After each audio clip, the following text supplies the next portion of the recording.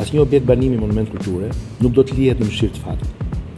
Këto pasuri nuk janë vetëm personale, individuale, familjare, por janë pasuri universale, kolektive, i përkasin gjithë shoqërisë, përfaqësojnë traditën,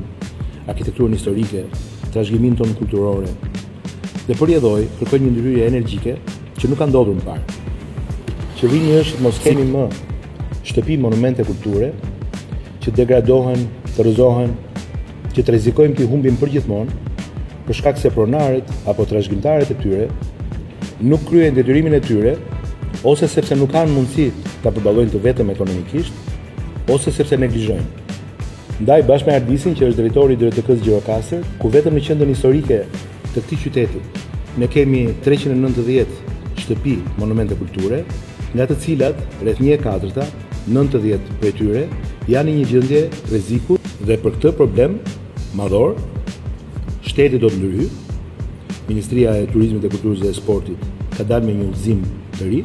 dhe po punojmë bashkë me DRTK për të detajuar projektet e ndërhyrjeve, të cilat do të bëhen plotësisht nga shteti, por me një formulë të bazuar mbi statusin e monumentit dhe vlerën e preventivit për katës, që do të shkojë deri 60% ose 70% të gjithë totalit të preventivit, ku pjesa tjetër do t'i ngarkohet në detyrim pronarit, trashëgimtarit, me përgjegjësinë që të shlyejnë pjesën e tyre sipas një afati të caktuar, për cilin do të njoftohen dhe i cili do të zbatohet me fuqinë e një titulli ekzekutiv. Puna administrative e teknike ka nisur, kantierët e para dhe rezultatet e para në terren do t'i shohim, do t'i prekim në fillim të vitit që vjen.